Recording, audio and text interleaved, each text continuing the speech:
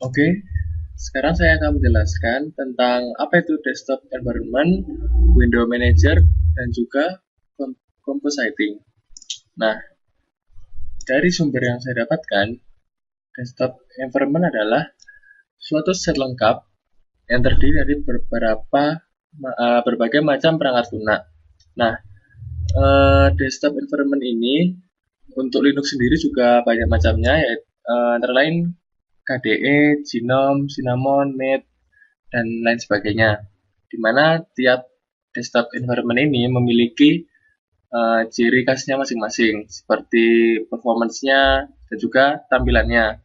Jadi tiap desktop environment ini mencakup banyak hal tentang interface, seperti misalnya wallpaper, screensaver, atau tampilan yang lainnya. Sedangkan window manager adalah suatu fitur yang terdapat di dalam desktop environment sendiri. Window manager ini tugasnya untuk menghandle tampilan window yang ada di tiap-tiap desktop environment, seperti tentang posisi close, minimize, dan maximize, atau mungkin tentang transparansi dan lain sebagainya. Di mana window manager ini juga memiliki 3 kategori, yaitu stacking, compositing, dan tiling.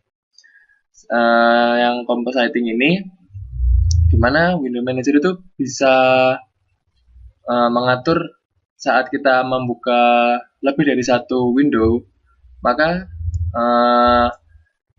tidak bertumpuk antar window atau tampilannya bisa rapi, dan juga memungkinkan saat kita membuka lebih dari satu window, Windows yang tadinya bertumbuh akan bisa dengan tampilan semi transparan seperti halnya di Windows 7. Berikutnya saya akan menjelaskan apa itu repository dan apa itu dependensi.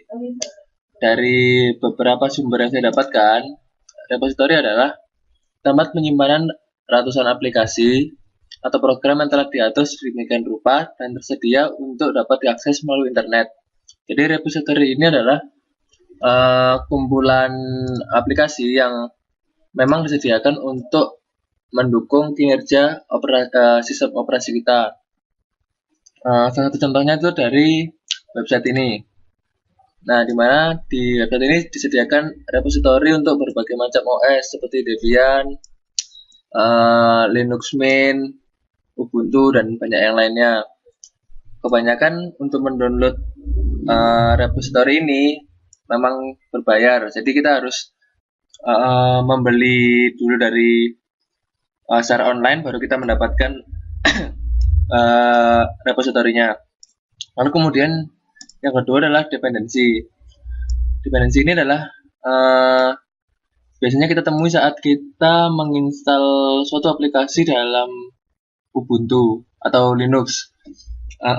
Dependensi ini adalah suatu ketergantungan suatu aplikasi saat diinstal. Jadi, semisal kita menginstal suatu aplikasi, di terminal akan muncul tulisan dependensi yang artinya aplikasi itu tidak bisa diinstal, karena sebelum menginstal aplikasi tersebut harus ada suatu aplikasi lain yang harus diinstal terlebih dahulu. Kali ini saya akan menjelaskan tentang bagaimana menampilkan informasi desktop seperti tampilan di atas. Saya sudah mendapatkan infonya dari website. Pertama kita buka terminal, lalu membuat directory. Nah, setelah itu kita mendownload yang namanya ScreenFetch.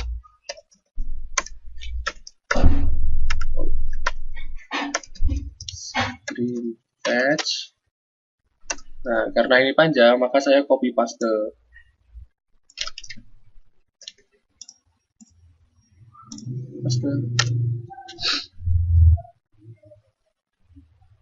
Nah, tinggal tunggu prosesnya.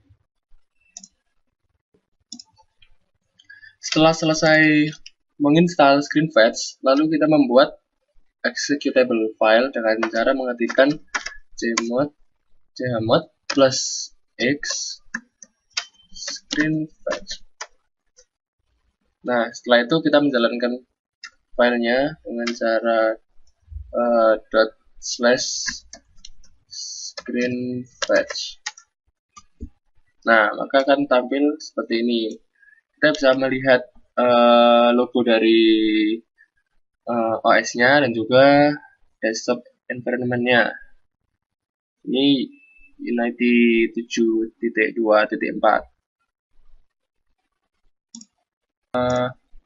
Untuk menampilkan logo dan info di atas setiap kita membuka terminal, maka ketikkan nano ini lalu slash dot bash rc, enter.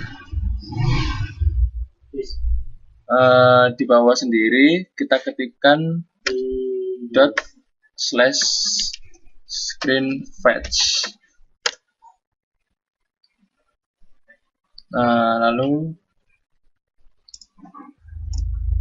setelah itu kita exit, Ctrl X, lalu pilih yes.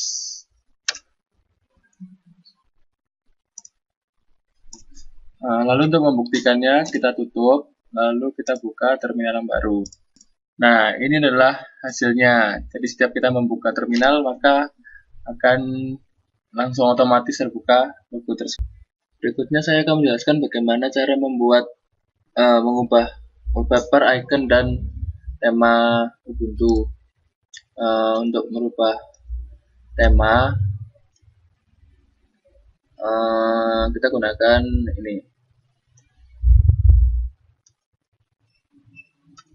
Nah, key settings, spasi set, spasi org.genome.desktop.interface, spasi gtk strip dem. Nah, ini adalah tema yang akan kita gunakan, yaitu high contrast. Enter.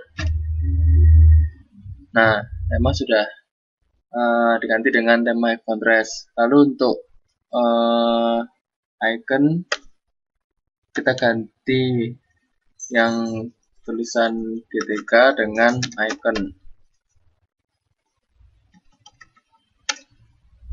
Nah, icon juga sudah ganti ke yang high contrast. Berikutnya adalah cara untuk mengganti wallpaper. Saya akan menggunakan wallpaper yang ada di home, lalu ini gambar Anohana. Jadi perintahnya adalah di settings spasi set spasi org.genome.desktop.background spasi picture strip uri strip spasi file -2 triple slash home slash nama user slash nama file. Ya, kita coba enter, dan voila, berubahlah sudah wallpaper Ubuntu saya.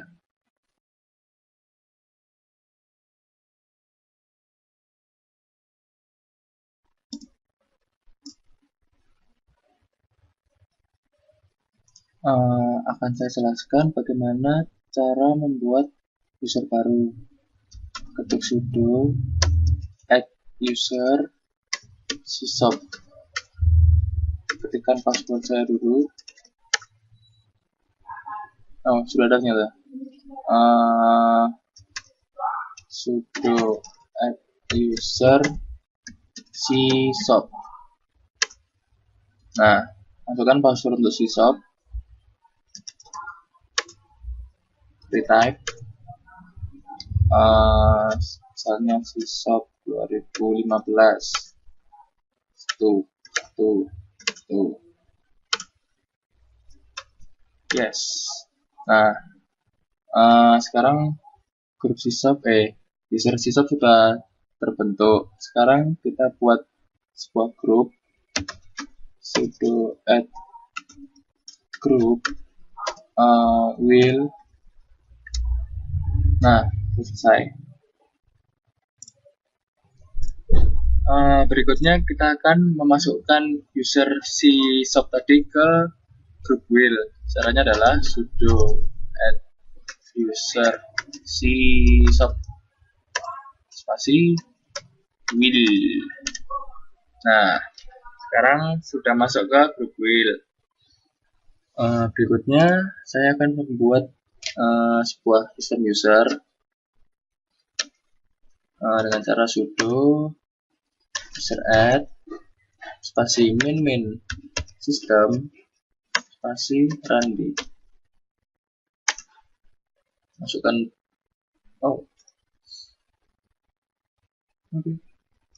untuk mengset password, gunakan sudo passwd randi. Nah, set.